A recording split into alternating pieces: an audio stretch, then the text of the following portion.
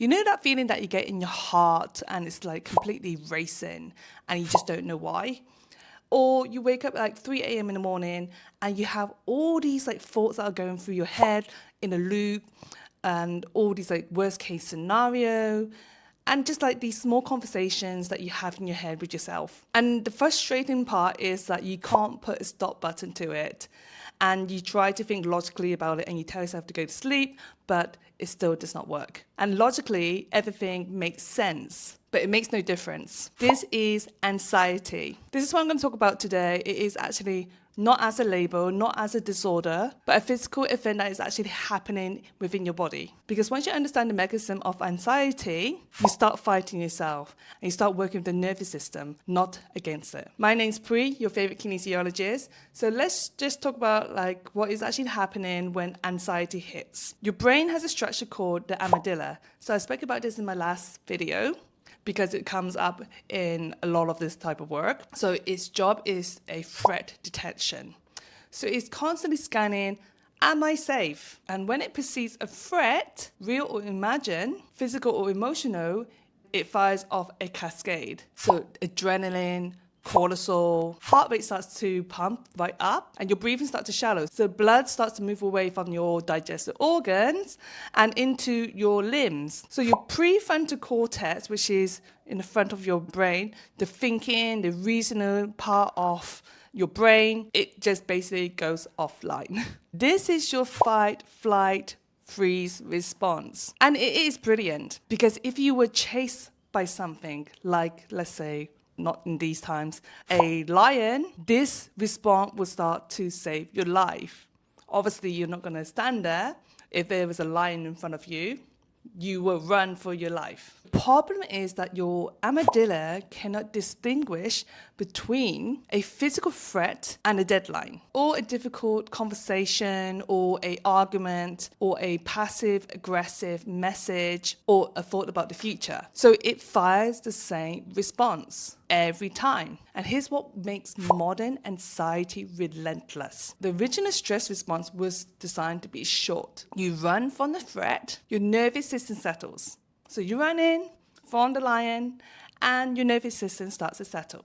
But when the threat is in your inbox, your WhatsApp, your relationships, your finances, and your sense of self, it never fully passes. So your nervous system never fully settles. So it stays in this like low-grade activated state. And over time, that becomes your baseline. That becomes what feels normal. There is something called your vagus nerve, and I really want you to know about it because this is the longest nerve that runs within the body. So it runs from your brainstem all the way down to your heart, your lungs, and into your gut. It's the main communication highway between your brain and your body. And it's a primary driver that is called parasympathetic nervous system, your rest and digest state. When your vagus nerve has good tone, good signaling, you can move in and out of stress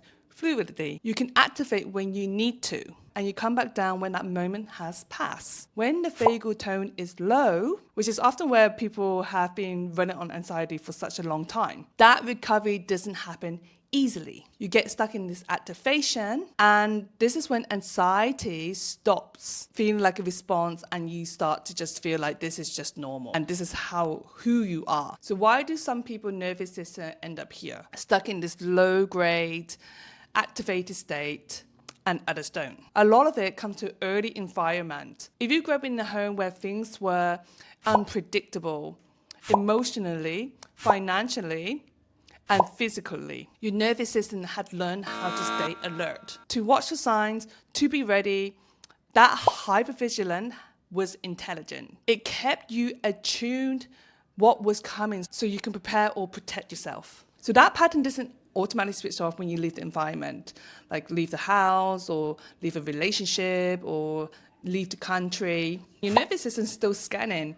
It's still bracing because your nervous system never learned how to be safe, because it's never told to be safe to stop. There's actually something else that happens with chronic anxiety around the gut-brain axis. I would do a different video because I feel that this deserves its own video and it deserves its own space. What I would say is that anxiety does not live in your head. It literally lives in your whole body, in your gut, in your chest, in your throat. It's not just your head. That is actually important information because it means in the most effective way to work with it, it is also through the body. Okay, something practical to take away from this video today. There's a particular good point for anxiety that lives in the stomach and the chest area, which is most of it. This is called stomach 36 for acupressure point. In acupressure is one of the most used point in the whole system. It is known for its hundreds of diseases, which sounds a little bit dramatic, but really basically means it has a very broad way of regulating effect on the body. For our purpose, what is going to activate is the parasympathetic nervous system, so your rest and digest response. It directly supports the vagal tone. So you are going to find it here, 4 fingers width below your kneecap, on the outer edge of your shin bone. There is usually a slight dip there. Press it firmly with your thumb or knuckle. You might feel a slight ache or buzzing sensation, and that's absolutely normal. And that's the point activating. You don't need to press it hard. You don't need to press it soft. You just need to give it a nice rub. So hold this for 2 minutes, both legs if you can.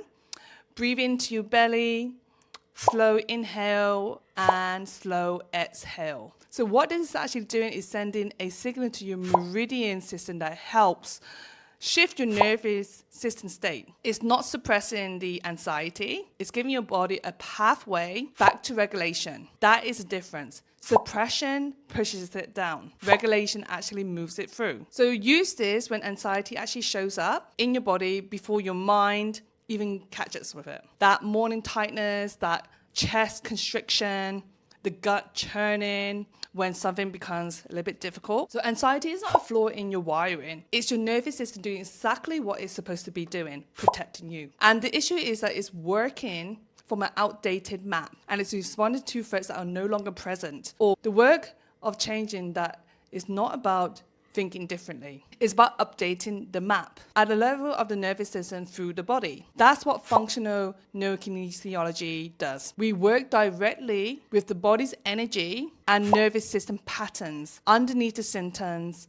not managing anxiety, but actually shifting that state that it keeps returning to. So if you want to explore specifically, I do one-to-one session online and the link is below in the description box. And if you're not quite ready for it, I do have a free 7 days email series down there and you can click on there and that's a good place to start. So if you like this type of video, please like, comment, and if you like my channel, please subscribe. It will help me a lot.